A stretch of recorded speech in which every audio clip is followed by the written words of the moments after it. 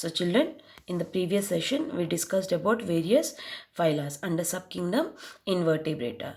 So now today let us continue with another phyla by name protochordata.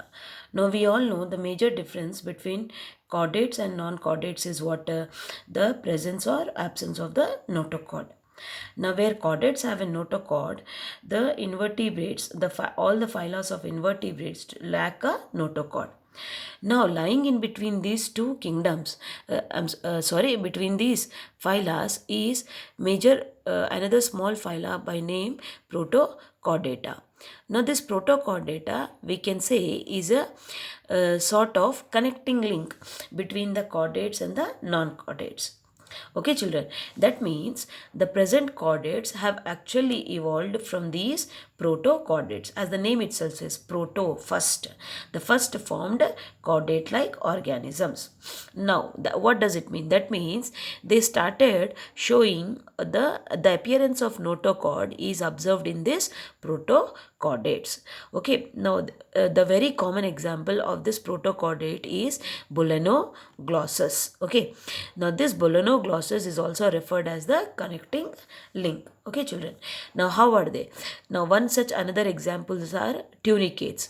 These are going to be covered by tough membrane. Okay, and mostly these organisms are hermaphrodite, that is bisexuals, but they prefer external fertilization. Okay, then how is their larva resembles the fish. Okay, so we can say the evolving of fish, we can say that started from this organisms. And let us discuss about for some more characteristics. Coming on to their symmetry, they are bilaterally symmetry, of course, with a three germ layer triploblastic and a true body cavity.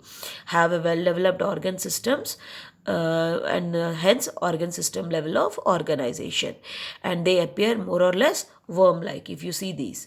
Okay, and these some of them are these are tunicates. Okay, which appear like one small jar like structures. Then they respire through gills and an open circulatory system. Uh, and then sometimes they can be bisexuals or unisexuals with external fertilization.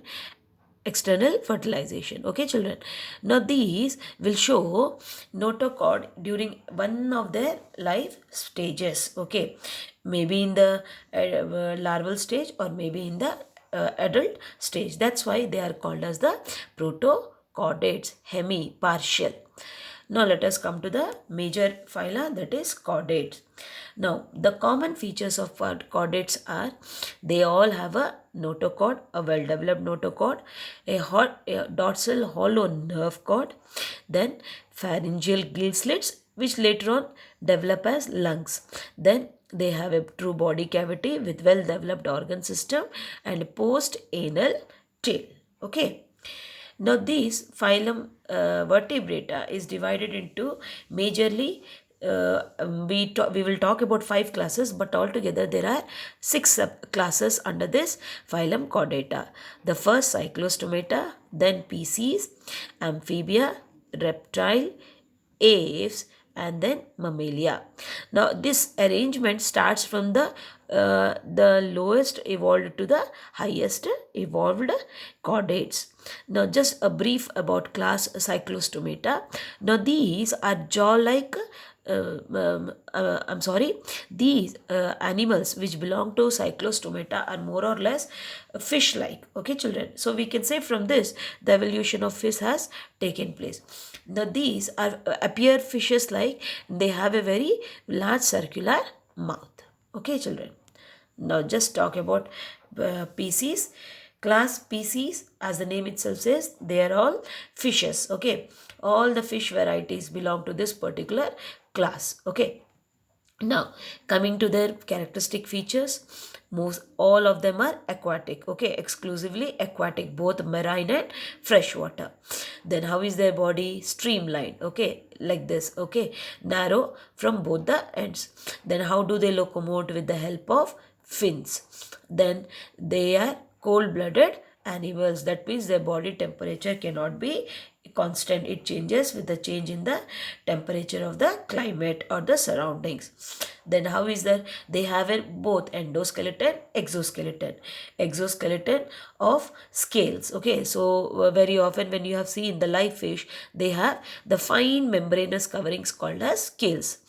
Then endoskeleton will be maybe of cartilage or maybe of bone.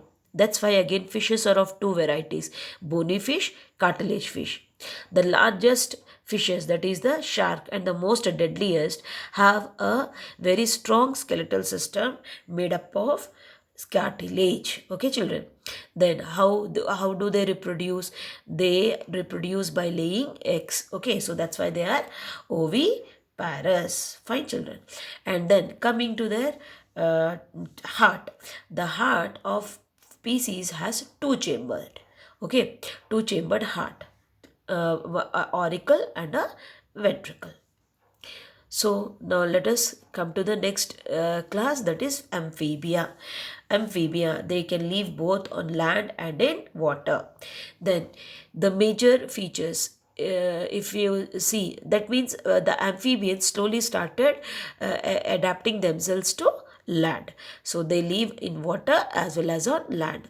Their body is covered with slimy and slippery skin. That's why their mode of respiration is not only lungs but also through skin. Then their body temperature is not constant, so they are cold blooded, and they all locomote with the help of webbed feet. If you see, the frog's feet are webbed, okay, having a small folding of skin, then which is helping them to hop from place to place. You must have seen frogs hop. Then mode of reproduction, they are also oviparous. External fertilization, where they give birth in water. And then how do they breathe? Of course, through lungs and moist skin. Coming to their heart has three chambers, two auricles and one ventricle. And these are some of the examples of water amphibians. We can say one of the smallest group of animals, okay, because they have very limited animals. Frog, salamander, the most poisonous creature on earth is salamander. Then toads, Sicilian, these all belong to amphibia. Next, reptiles. The reptiles, we can say maximum they started adapting to land. So they are mostly found on land. Some of them live in water. And coming to their external surface, body surface, it is dry skin with the scales. And these are also cold-blooded animals. That means they cannot adjust their body temperature. Hence, what happens? They prefer to undergo hibernation and estivation. Then coming to their heart is also three-chambered, but except crocodile, which will have four-chambered heart. Then how do they locomote? They locomote with the help of small, short forelimbs and a tail. And then coming to their reproduction, they also oviparous, lay eggs, but preferably on land. Last year, you must have learnt about the tortoise, isn't it? In a chapter Conservation of Plants and Animals, wherein the turtles come onto the land, onto the beaches in order to lay eggs. Okay, children. And these eggs have a hard covering of shell, which is missing in amphibians. And how do they respire? They respire through gills. So these are some of the reptiles, the snakes, the lizards. One of the largest reptiles, dinosaurs, belonged to this particular group.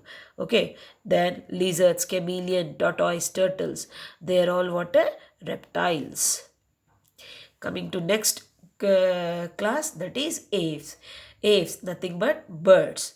They the one of the beautiful and the colorful creatures. Now these are four-chambered and warm-blooded. That means they do not change their body temperature. Their body temperature remains constant. Okay, and they have a four-chambered, well-developed four-chambered heart with two auricles and two ventricles. Then How is their body? Their body is also more or like fishes, a streamlined body, okay, and then which helps in to them to fly in the air very conveniently. So to fly, their mode of locomotion is what? Wings. But they also have limbs, okay. Two limbs. In order, the forelimbs are modified as wings, and the hind limbs help them to walk on land. Their body exoskeleton, their body is covered with feathers, and since they are able to fly, what is the reason why they are able to fly? Because their bones are very hollow, filled with air, and very light. And this is the same principle which is used in designing our aircrafts, aeroplanes, helicopters. They have scales on legs and claws on their toes. Then their mouth is modified as beak, which will not have any teeth, which helps them to pick their food. Then they are also oviparous, laying hard-shelled eggs. Coming to the last well-developed class of vertebrata, that is mammals. These mammals are warm-blooded with a four-chambered heart. Now, their mode of reproduction is giving birth to young ones, that is viviparous. Okay, so these, since they are viviparous, they feed their young ones by producing milk. So that's why they have water mammary glands. Coming to other features, their external body is covered with hair, and they have external ears. Their mode of locomotion is through limbs, or maybe sometimes even through water, even through tail and wings, like in case of bat, the flying mammal. And then they breathe through water lungs.